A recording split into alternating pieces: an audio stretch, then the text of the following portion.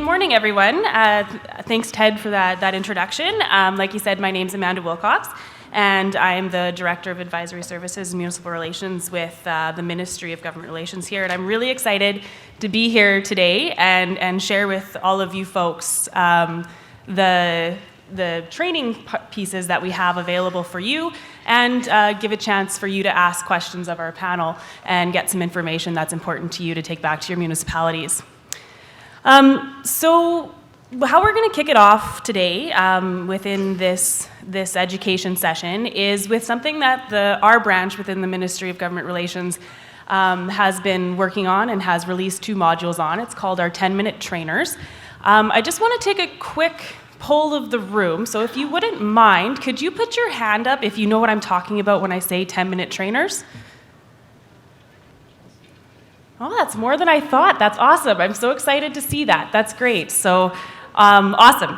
So for those that don't know, I'm going to tell you a little bit about what 10-minute trainers are. We're going to get a chance to watch one of the videos that is a part of one of the modules. And then from there, it's going to be a little bit of a kickoff point for any of the questions that you folks have. And our wonderful panel here will be able to answer those questions. So, first, I'm going to give you some background on what the 10-minute trainers are if you don't know what they are. So part of what we noticed in our branch and working with yourselves and the municipalities was that we got numerous requests for training, and people wanted to have training and get some more information about what are the ins and outs of municipalities and have that. What we also noticed is that you wanted it to be able to be done in your community. That sometimes the restrictions of travel or the costs of that can be a barrier to the training that you would like. So that's where 10-minute trainers was born. Essentially, what 10-minute trainers are is they're an opportunity for you as a council, with your council members and your administration, to take training at your municipality and however it works best for you. So we have 2 modules available right now. The first one is on the council procedures bylaw. So everything to do with that bylaw and working with that is in module 1. And then our second module is about roles and responsibilities. So this is about roles and responsibilities of the administration as well as the council members. So those are the 2 we have available right now. We're currently in a bit of a testing phase to see how much you guys like them and if they're usable or if you enjoy the format of them and what that looks like.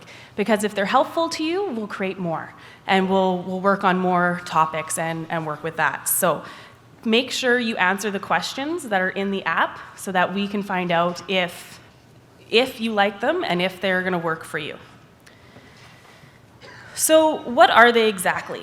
So they're short group training sessions designed to simulate discussion around the council table. So they're really about taking issues and problems and finding solutions for them at the local level to the local problems that you potentially have. Each module has a similar format. So there's 3 sections in each module, and each section has prep material and some tips and tricks about the facilitation of it, as well as a short video, which you're going to see one of them here today, and some discussion questions as well. Each section of the modules is designed to be about 10 to 15 minutes each. So in total, if you want to do a whole module, it'd be about 30 to 45 minutes. Each section, again, 10 to 15 minutes, and really they can be done either before or after a council meeting, or you could come in and do the whole module on its own, whichever works best for your municipality. If you remember the Honourable Laurie Carr, Minister Carr, talking about them, she suggested before the meeting, but once again, just a suggestion for yourselves. They're very easy to find. We wanted to make sure that they were very accessible to folks. So you can download either of the modules that are available right now off of Saskatchewan.ca. If you go on to that website and you search for Training for Municipal Council, they'll pop up right there, and you'll see Module 1 and you'll see Module 2, and you can download the package, and the YouTube link is in there for the videos. If you have any questions about that or you can't find it, you want us to show you where that is, get in touch with anyone from our branch and we'll be able to get that for you. So why would you as a council choose 10-minute trainers? Well, this is what I think anyways. You might have a different idea, but it's really an opportunity for that training or a refresher for you as well. If you've been on council for a while, it's an opportunity for that. I also like to see them as an opportunity for you as a council to connect, create some team building, and work together better as an organization. And it also is a way, like I said before, for you to decide how you're going to handle the issues in your area. It's about creating local solutions to the local problems that are there.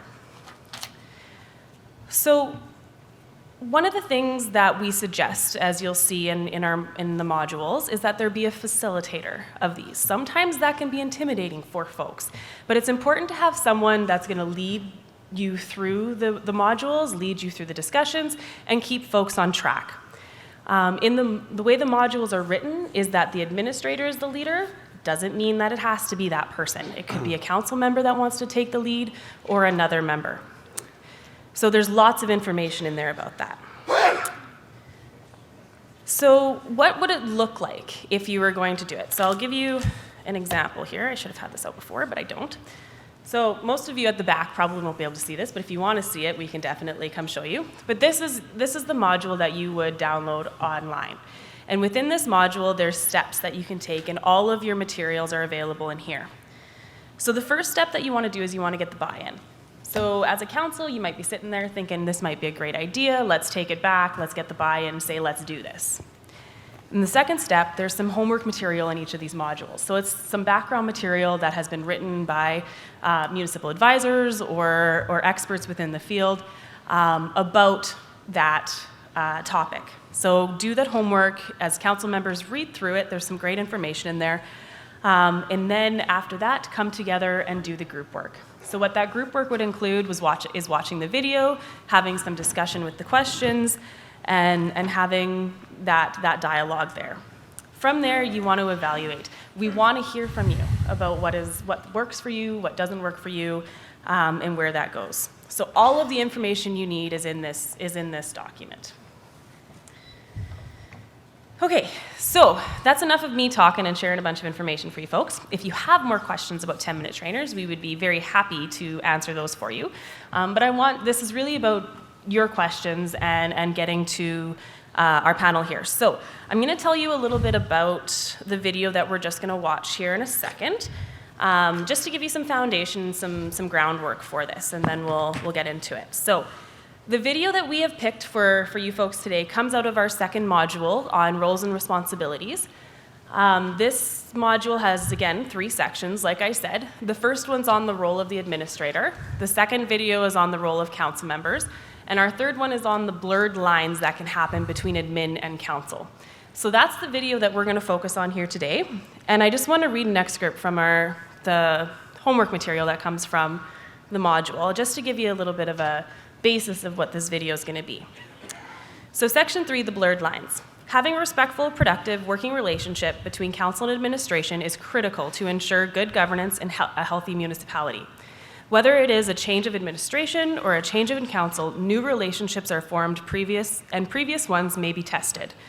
Both SARM and SUMA's elected members' handbooks describe this relationship between council and administration as one of the most important aspects of municipal government.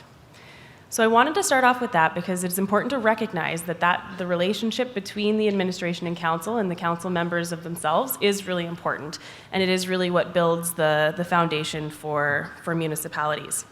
So what you're going to watch here in a second is about, I think it's about like 2.5 minutes, 3-ish, of a video, and it's going to have short little vignettes in it of different scenarios that you might experience as a council member or an administrator, and how those lines can sometimes be blurred. You might have some questions thinking like, oh, well, how is that supposed to be worked out between council and administrator, or what are some ways to do that? Those are the questions for these guys up here. So make sure you write them down, have those thoughts, and we can ask them then, okay? So I'm just going to, we'll watch the video now.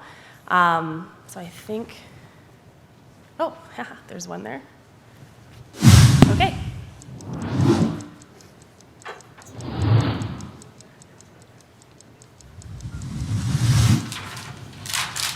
Anything else, Gina? Do we know the status of the road maintenance agreement with Dan's Dirt and Gravel? Audrey, you talked to them, didn't you? Yes, I did. We decided that it'd be best to use the existing road maintenance agreement for the time being.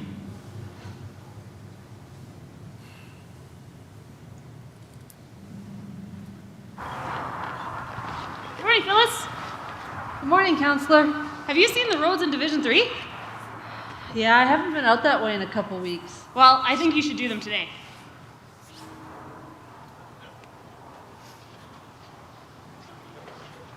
Hi, Phyllis. Hey, Division 6 today.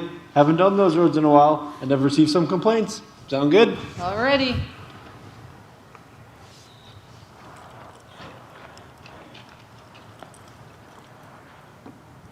Gotta love having two bosses.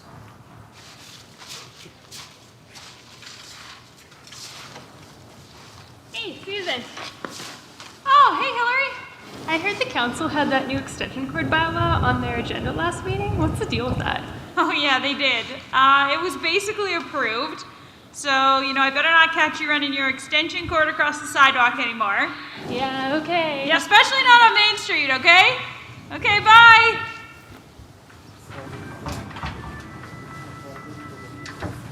Chad, what brings you in today? I just need to pick up some paperwork. I spoke to Ria about it last week.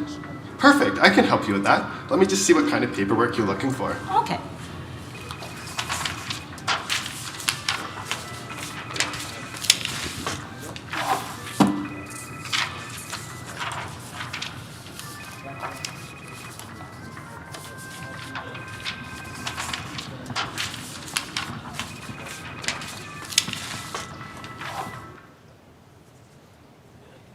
Okay.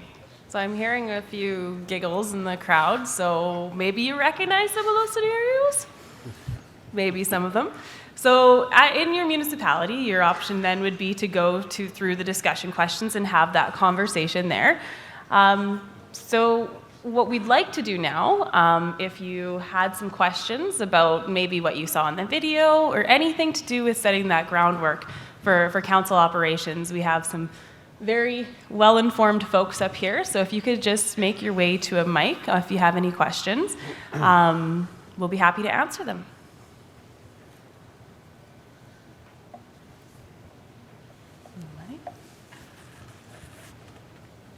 Okay, so we're going to try this a different way.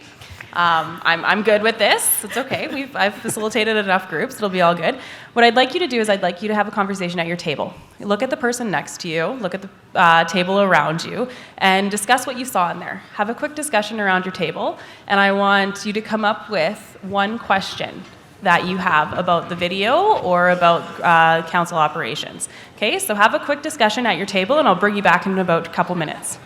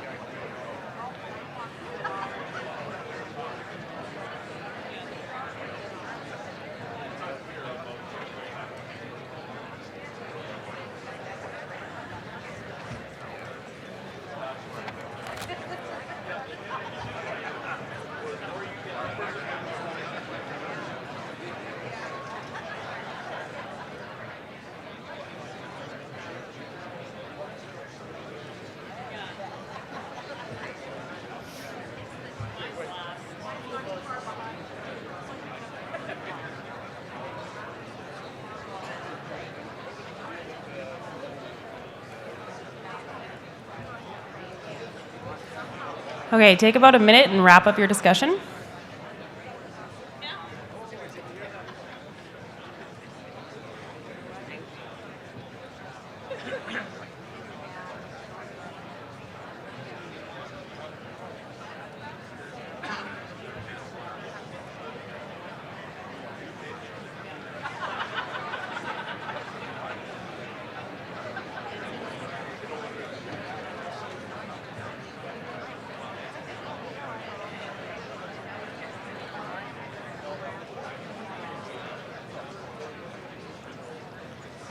All right, I'll bring you back to the large group.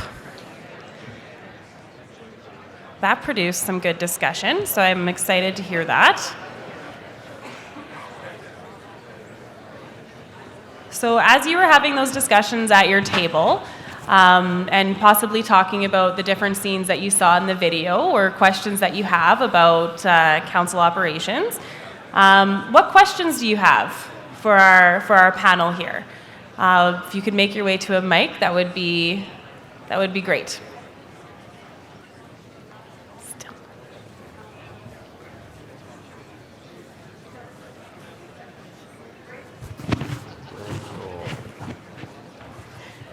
We have our first question asker. Great, thank you. I'll be the brave one. Thank you very much. Crystal Adams from the town of Eston. Just a question regarding when council has made a decision at the table and the motion has carried. When we go out into the public and we get questioned on those because they've read the minutes, if I'm a councillor that has voted against that motion, even though it was carried, it wasn't a recorded vote, am I allowed, or what's the proper procedure? Like I know our handbook says that no matter how you vote, you go out of the room as a united front. But if I'm put on the spot and questioned, okay, what do you think of this? If I voted against it, am I allowed to say, this is how council voted, I voted against it, this is why I didn't support council? And please don't think it's me doing this. It's a situation that we've come across at our table, and we just need clarification to be able to explain that, okay, no, we are a united front. So I just want to make sure that I have a proper understanding that when we leave the table, unless it's a recorded vote. I know a recorded vote's different because that does get publicized. Thanks for the question. Who would like to start? Well, there's a couple of factors in that one. I don't think anyone can suppress your opinion. Debate is good. Yes. It's encouraged. Everyone has their opinion, but it's the united front. Yes, I voted against, but we're at council and we've come together and we've made this decision and we're going to move forward with that decision, whether it's defeated or carried. Exception would be in camera. But a resolution always comes, That's right. That's right. So the resolution can always be discussed. In camera is always private for sure, but the resolution can be discussed for sure. Just would add to that there's no, I'm not aware of a legal requirement in the Act preventing individual councillors from speaking in the manner that you've described, but I think, as my colleagues here have said, it's more the democratic and the political principle is that councils are always dealing with divisive issues in the community, and once a decision is made, obviously you as a councillor are able to say how you voted, but I think it's also important to reinforce those democratic principles that council has spoken and made a decision, and as best as possible move forward with that decision, because there might be a situation down the road where you as a councillor have an item that you've championed, and I think you probably wouldn't want your council colleagues to kind of undermine a decision that's been made where perhaps you've been championing that. So what goes around comes around sometimes as well. Okay, great. Thank you. Thank you. We'll go to the back here. Yeah, so my question is regarding with breach of confidentiality on in-camera discussions. If there's documented breach of confidentiality from in-camera discussions, it's a two-part. What level of support can we have from an upper level of government to guide us through that process? And can council members or mayors be criminally charged for a breach of in-camera confidentiality? Okay. Well, I can start with the sanctions typically for breaches of confidentiality in the normal course are contained in your municipal act. So it usually is it's a form of sanction if those allegations are proven to be accurate, then there's a process in your act to take that forward. It obviously needs to be investigated. A decision has to be made that there's been a violation. That would be carried out by council. And then at that point, there's a two-step process determining whether something has happened that was inappropriate, and then if council has determined that it is, then there's a decision to be made about what sanctions should that individual councillor face. So that you can contact, and I'll defer to my colleagues here at the provincial level and administrators in terms of their perspective on it. But from the legal side, it's usually issues related to, and we do have examples in the province where councillors have been sanctioned, and some of the examples include being more careful in terms of whether they treating confidential information, not being able to have copies of confidential reports for private committee meetings, things of that nature. So there is precedent for sanctions for councillors that do violate that confidentiality. I have trouble thinking of a situation where it would be a criminal offense, but I wouldn't rule that out. But in most of the cases that I've seen have just been processes that have been followed under the Municipal Act. And I apologize, I forgot the first part of your question. It was the support of the provincial government. Yeah, with regards with what, if we can't handle things internally and try and reach up to the upper level of government, then what level of support can we expect from the next level of government? Okay. So I can speak to that one. What you would follow is your Code of Ethics bylaw that every municipality should pass, and how it's written in there, and your repercussions if somebody doesn't abide by that bylaw, right? And you'll have a complaint process, and anybody can fill out that complaint because it is towards council. We do not, as the provincial government, enforce that. We will guide council or guide the public or guide administration to assist them on different resources to help them go through that process. And the first thing, if we get a call, it is, what does a Code of Ethics bylaw say? And that's your guiding principle. Yes, the other thing I would add in terms of the resources is that you need someone to investigate whether the complaint is valid or not. And it's probably not appropriate for you to ask administration to do that, because we're talking about potential discipline or sanction of council members. So it's important that while your administrative officials can help facilitate that, they shouldn't, in my view, be leading that. You should consider having a third-party investigator investigate those complaints to determine if they're well-founded or not. That would at least be my recommendation to consider. Thank you very much. Thank you for your question. And I was looking in the Municipalities Act under disqualification of council, and that particular one isn't in that section. So there's where you said the Code of Ethics bylaw would take part. I don't know if the ombudsman or anything like that, I don't know if whistleblower legislation would play a factor in that or not. It depends what they violated, right? And that's what you got to look at too. And that's why it's important to have that third party help do that investigation process, because it's an outside agency. They'll do that investigation and move forward, but that should also be in your bylaw, the process, so it's clear to council, to administration, and the public of what they can do if they feel that there's been a conflict and they're not being honest or respectful or trustworthy. And that's all written in your bylaw. Okay, thank you for that. I don't see anyone else at Mike's. Anybody else have any questions about this? Oh, we've got one from Ted. So the discussion at our table was pertaining around the city's conversation. And when there's a complaint elected to elected, it seems wide open the options of how that complaint is dealt with. Does not that we want to hand over our business to the province, but does the province offer any guidance into the avenues that can be explored in dealing with elected to elected when dealing with the Cities Act? Is there any advice? Are we in a process where that conversation is going on? Because that has occurred, and wondering if there's a better path forward when looking at some of these cases that have occurred.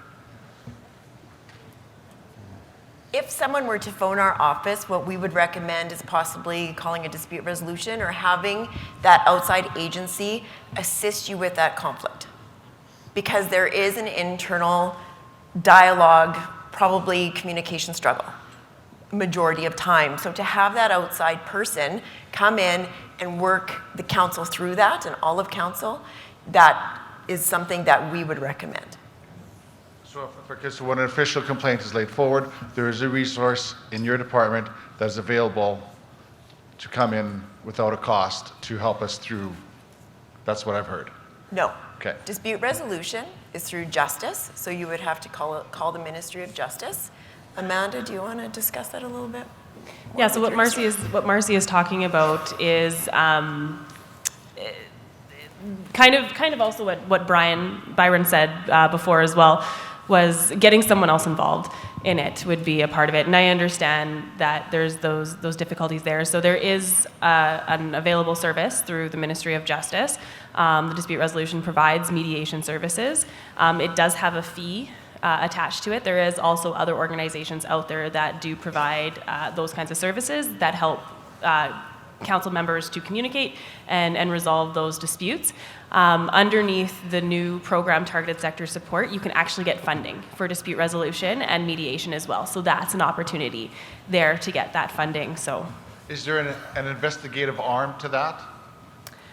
not within the Ministry of Justice's program. I don't know if there is elsewhere within the provincial government, but I know that there's private people out there that do that investigation part of it. Okay?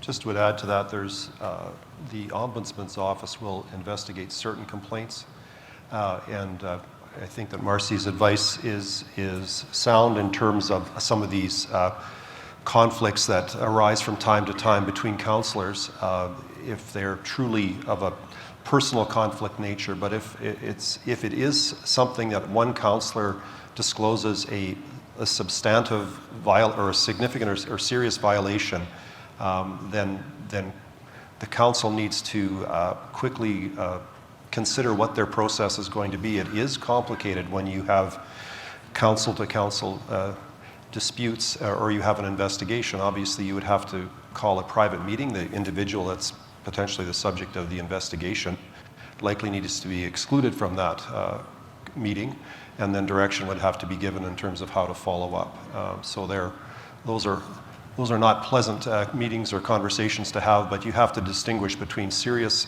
violations that may come to the attention of council from a member of council versus some of those things that are maybe more personal conflict in nature, which probably are more appropriately resolved. Or I guess the other thing I would say is minor violations potentially could be dealt with through the mediation process. But you would have to be cautious about not overusing that sort of dispute resolution process if there's a significant violation. Okay.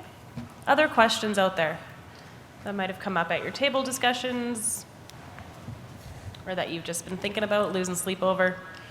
I think we have one here. So, Warden Waslick, Mayor of Canada Lake. So I have a question. If you have a lawyer on your council and he continues doing legal work, it doesn't declare it on that annual declaration of your interests and everything else, he's claiming that it's a pro bono. Should that still be declared or not? If it's pro bono, should it be declared? Because he is going around doing legal work. In fact, the Ombudsman just released a finding on it for a community in northern Saskatchewan. And he's in the picture, everything else, advertising to everybody that he's their solicitor. And on his declaration, he does not declare anything about that. So this is on his public disclosure statement? Yes. That would be my assumption. Well, one, I'm not aware, I haven't read you said the Ombudsman made a recommendation already on this? Well, the ombudsman is basically confirming it in public that this guy has been out and giving advice and. So I think if I could just maybe reframe the question a little bit is, and correct me if I'm wrong, but the question is about labeling services for their profession on their public disclosure statement, whether or not they're, especially if they're not getting paid for it, is what your question is. Well, what's payment? Is it including expenses and that? Okay, so any kind of a payment. Okay. Okay? Yep. So it's for services of a profession, whether or not they're getting paid And for it. he's active in it, he's participating. The reason Right. I quoted the other thing is just there's proof of it Right. out in the newspapers. Okay, so should that be included on a public disclosure statement? That's the question. That's the question. Okay. So is this a counselor that's also a lawyer? Is that? Yes. Did I hear that correctly? The profession is a lawyer, yeah. Yeah. And he's doing legal work for the municipality?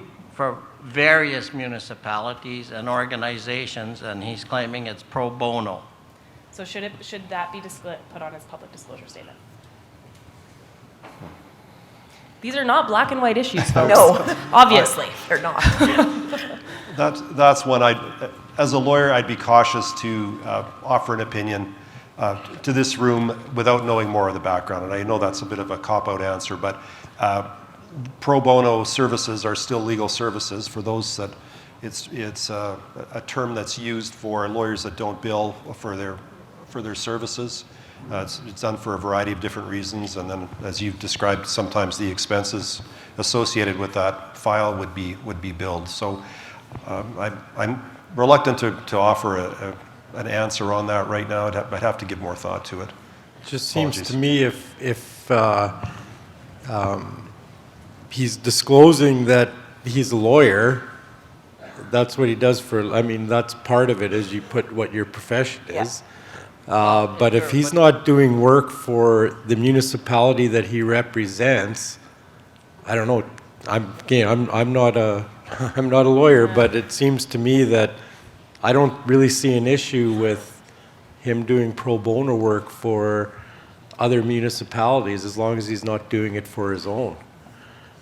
But Sure, if that's the question that's being asked, I wasn't clear about that, then that would be correct. It would be like any other business person providing, being part of a firm that's providing services to the city for which they are also a municipal councillor. That would be problematic. If that's the question that you're asking, and whether if that service is provided pro bono, I think there's still a challenge. There's some questions to be asked about whether that should be disclosed.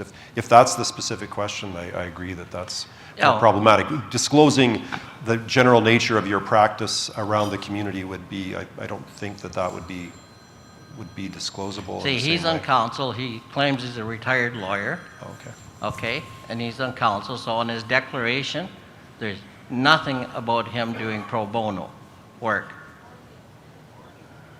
Okay, so maybe what we need to do is we need to come have a chat individually so that we can get more context. How does that sound? We've chatted with ombudsman, we've chatted with privacy commissioner, we've chatted with municipal services, everything. We could write a book that big. I imagine you could. It sounds like it. So I appreciate the question, appreciate that. If anything, it shows that these aren't black and white issues, it's gray, and that's why we have things such as this. So how about we touch base after? Okay. Okay, thank you so much for your question. Thank you. We have a question over here. Dane McDonald, Mayor of Elrose. We had sent this question in via the app at our table, but maybe it isn't working properly. The question is it ethical for councillors or mayor and councillor combination to have discussions prior to council meetings on different topics? And at what point does it become unethical to have prior conversations?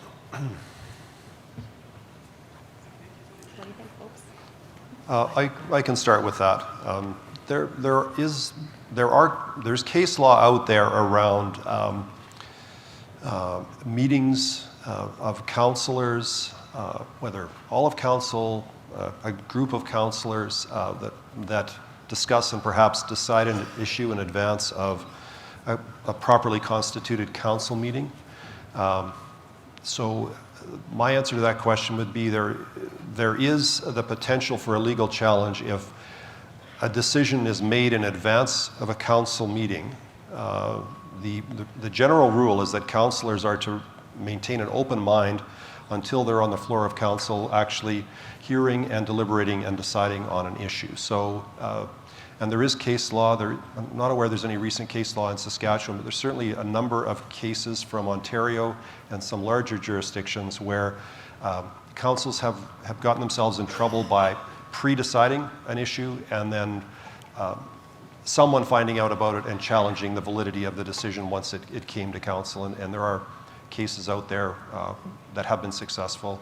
In Ontario, they have a whole sort of closed meeting challenge process, so that's, I guess, a different issue than just having an informal meeting. So you can certainly meet to discuss, but I would caution against deciding in advance how to proceed with something. Potentially puts you in the danger zone.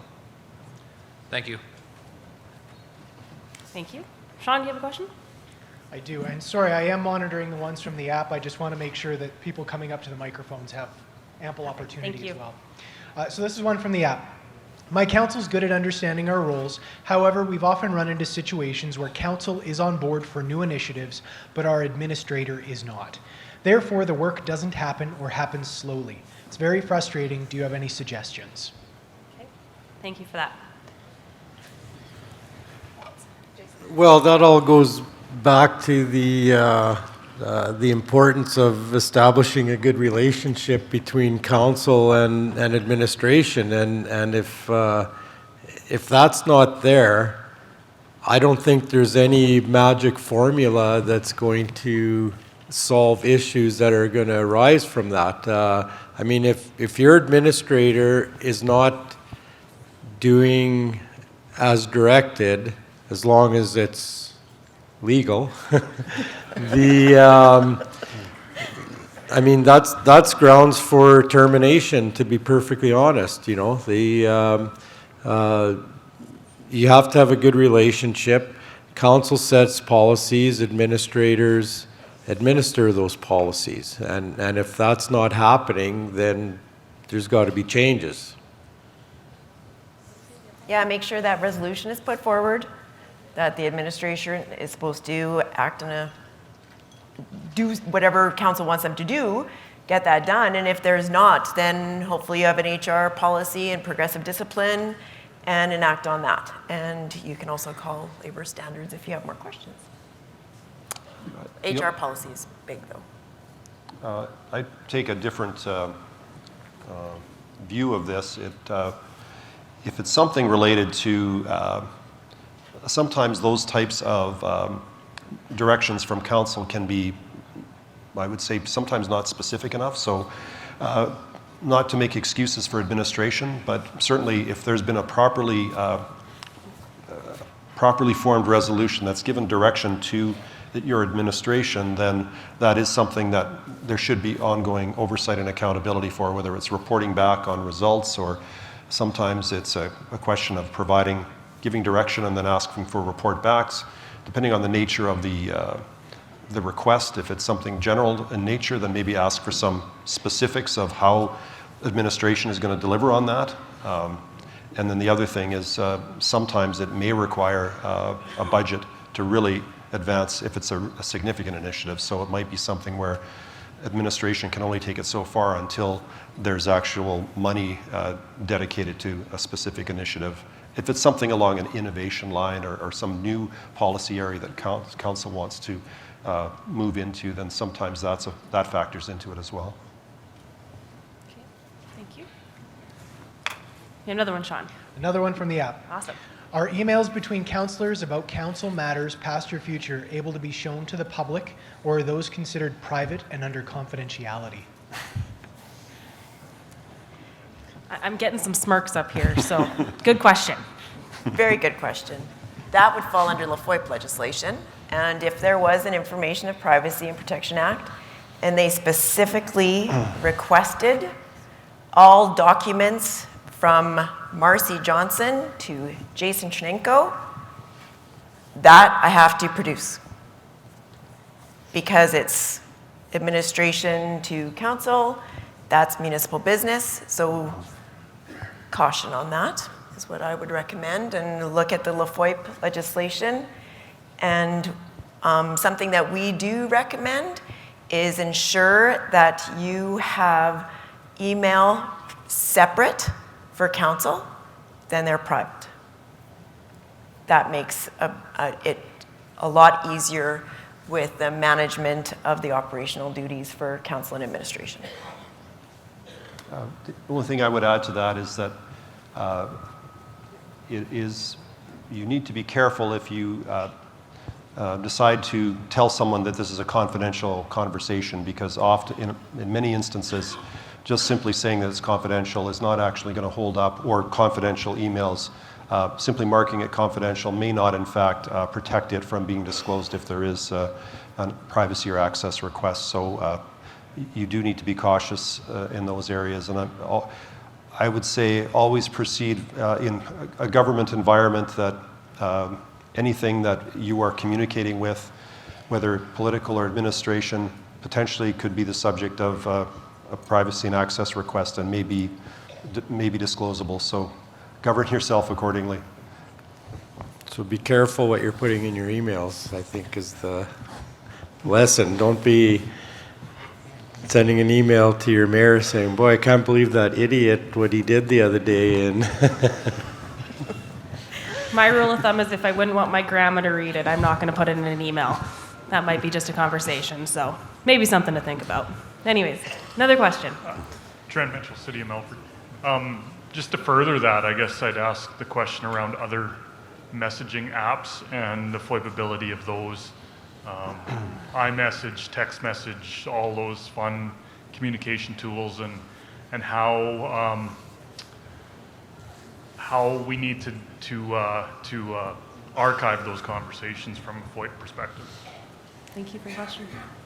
Anything on that? Well, I can start. I think it's an emerging area. I'm not sure there's a hard and fast rule on that. But again, it's one of those things that it is a written record.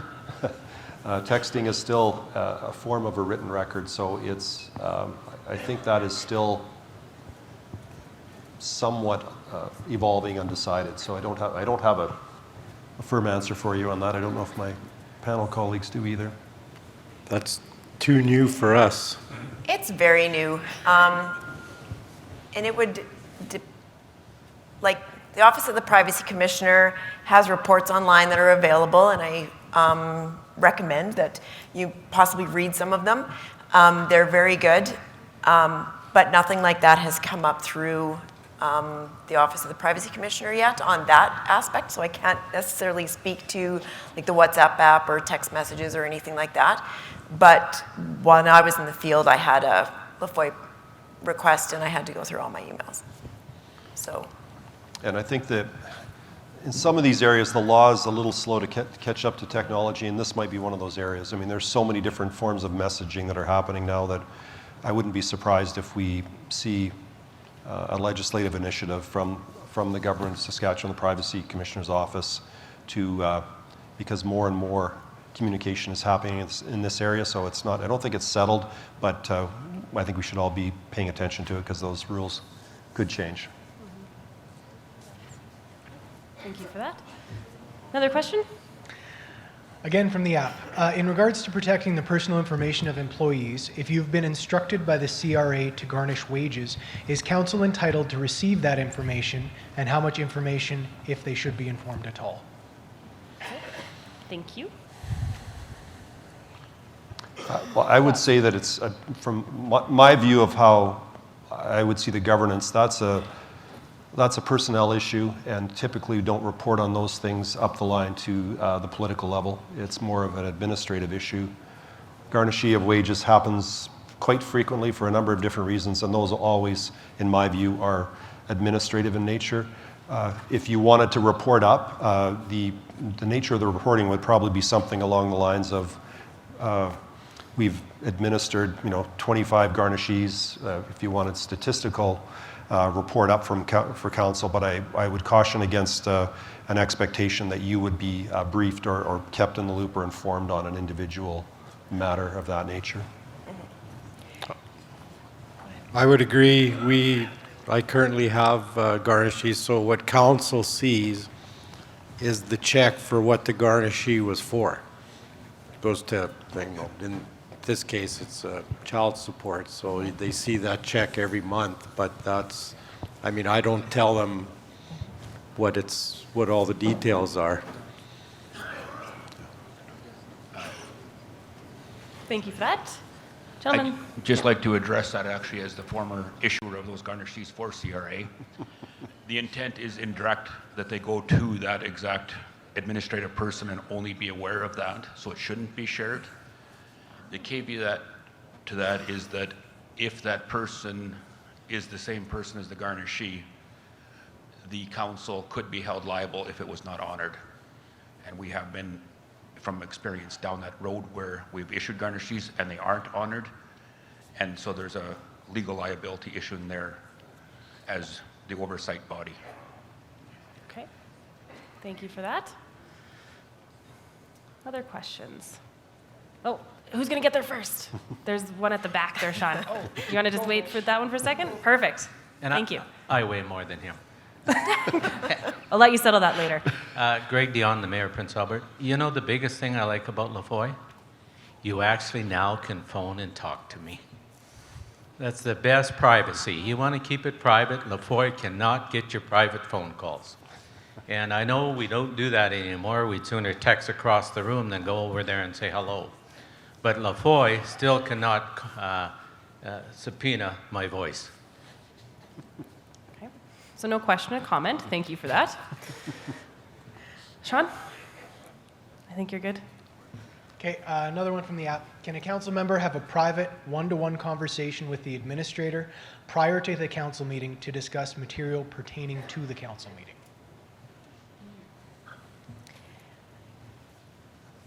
You have to remember that in camera sessions, it's legislative of what you're allowed to discuss in camera.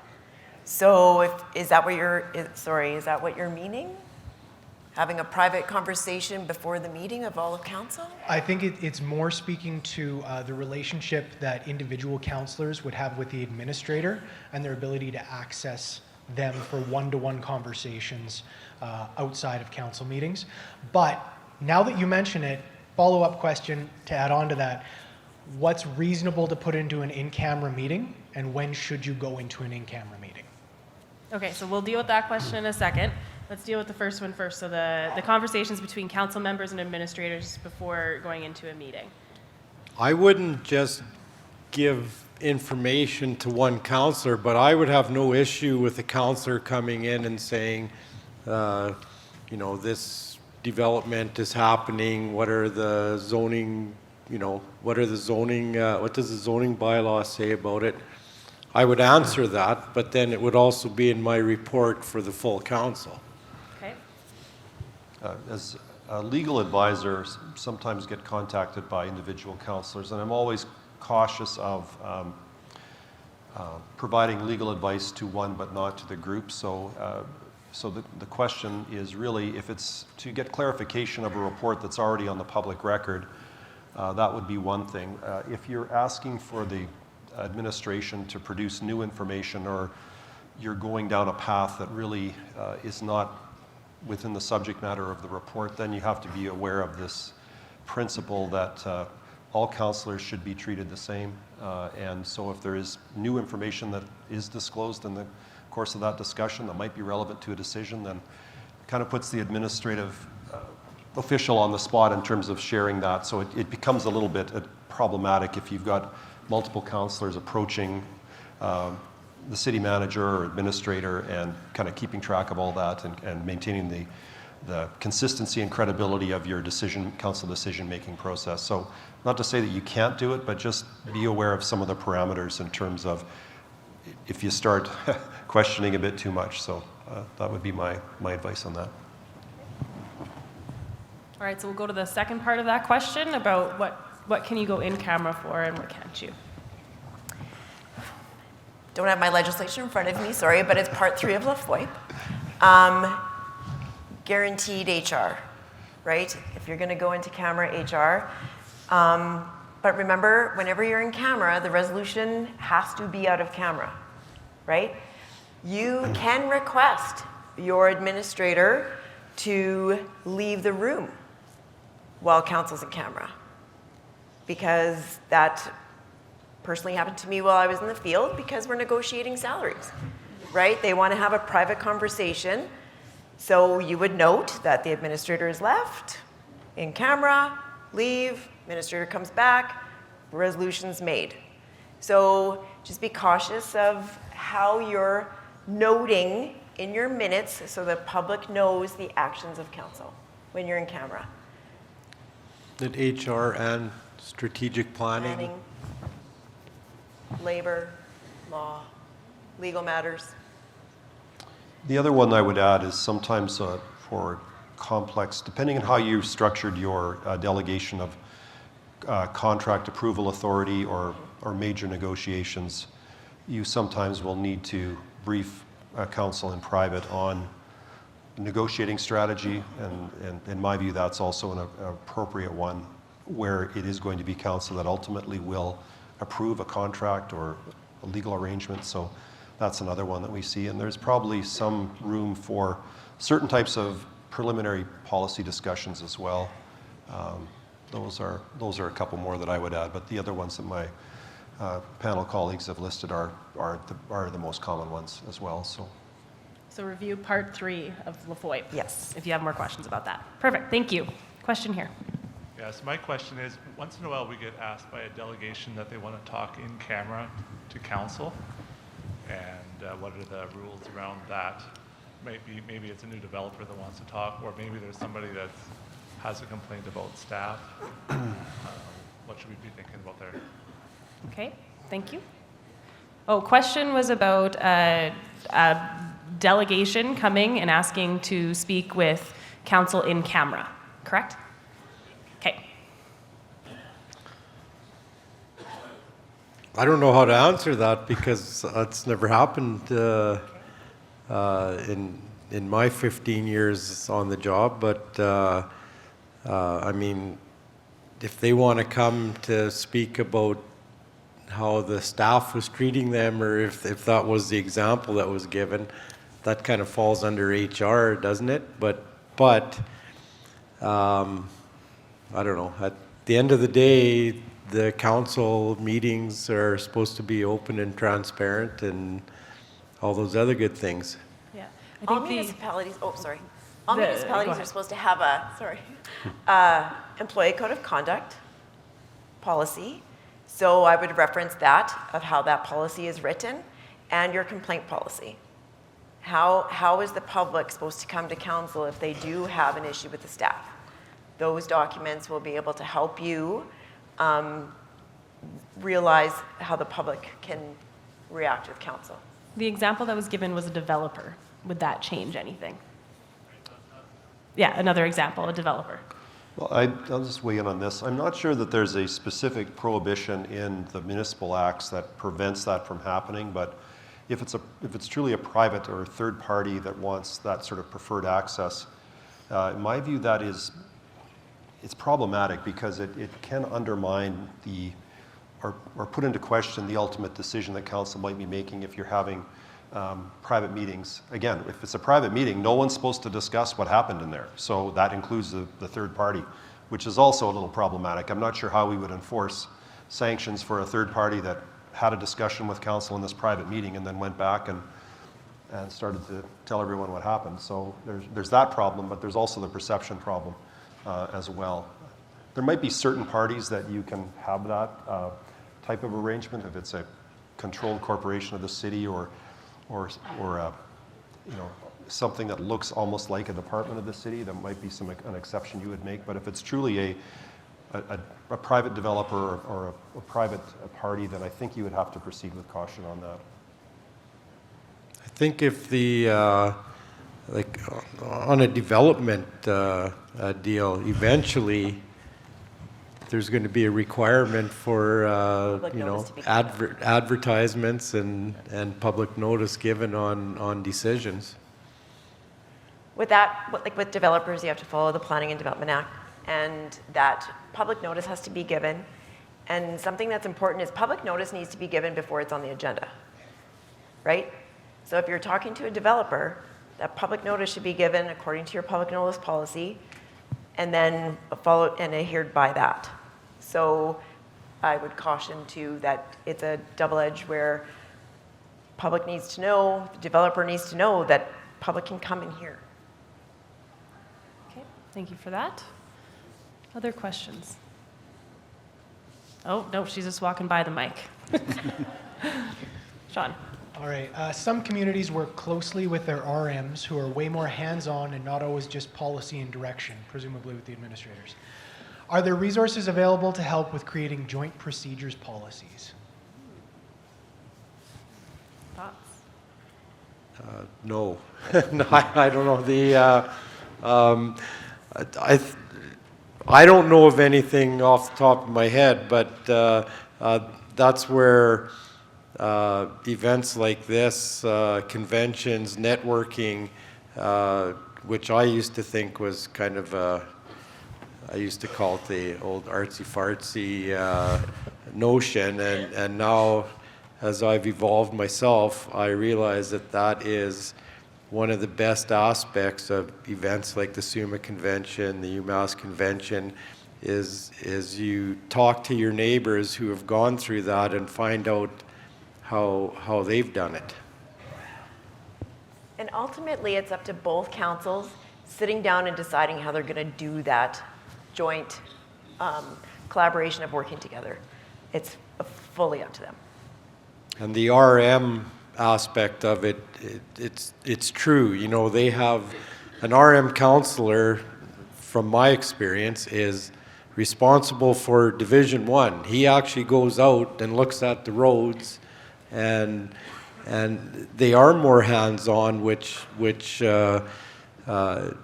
I can see being problematic, because then that takes away from the part where council sets policy and administrators implement that policy.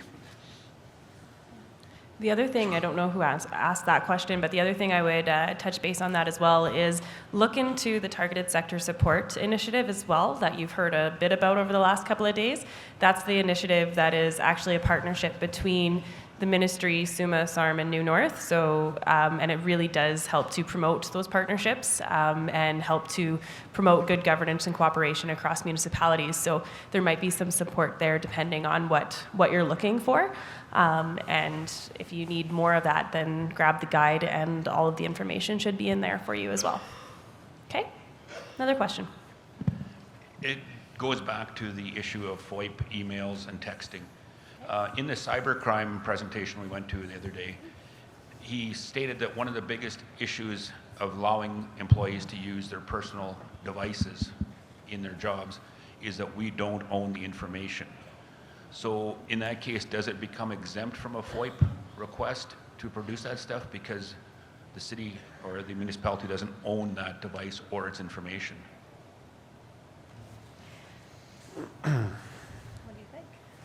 There is a report, I'm trying to remember, and it's online and available for public viewing, that private personal emails were used, and the Office of the Privacy Commissioner is recommending having your own, because it can be requested. So you're suggesting that there's case law that would indicate they would have to produce that then? Through the Office of the Privacy Commissioner, yeah.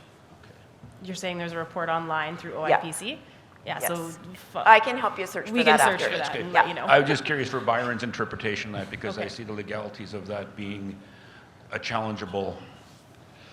Okay. Well, I think it's in some ways sort of a technology question as much as a legal one, in terms of with smartphones, and certainly the expectation is people will have one phone. Some people are careful and have their personal phone, and then they have their work phone. Absolutely. And that's probably a best a recommended practice, but not everyone does that. Right. So And it's the same with computers. If people have personal information on their computers, their work computers, then it all depends how far the employer is going to search to. If people leave suddenly, then sometimes they want that information. And if it's on a piece of city property, it becomes a little more problematic. So I don't know if I've got a full answer for you on that, but to me it's as much a technology question as a legal one, and I think it's I'm not aware of the recent cases on that, but I think it's more of a practical question to try and encourage staff to be disciplined in their use of their technology, whether it's computer and phone, to try and keep the business and the personal separate, both from a cybersecurity standpoint and from an LA FOIP standpoint. It's a lot cleaner. I was just wondering if we should maybe implement a policy stating that if you're using your personal device, Yes. I mean, because there's no financial remuneration given to them for the use of their personal device, so realistically it remains their personal device and it's a separate entity from the city or the municipality, and that's sort of where my question kind of arose, but I think more interpretation, like you said, from the Office of the Privacy Commissioner would be better, so thank you. Awesome. Thank you for your question. I'm getting the nicks, so we're going to have one last question over here from the back, and then we'll be done for today. Good morning. My name is Monica Murkowski, and I am the CAO in an office that is operated by both the Town of Lumsden and the RM of Lumsden.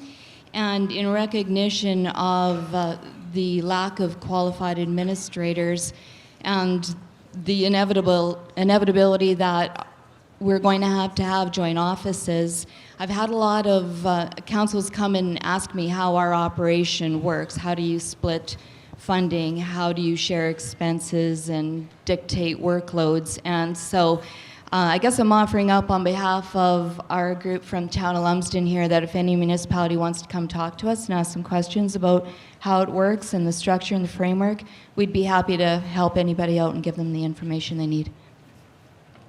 Okay, awesome. So no question for our panel to wrap that up, but a great offer out there from the Town of Lumsden. Thanks for that, Monica. So thank you all for being a great audience, and thank you to our panelists here. And I see that Ted's coming up, so he's probably going to take the mic from me.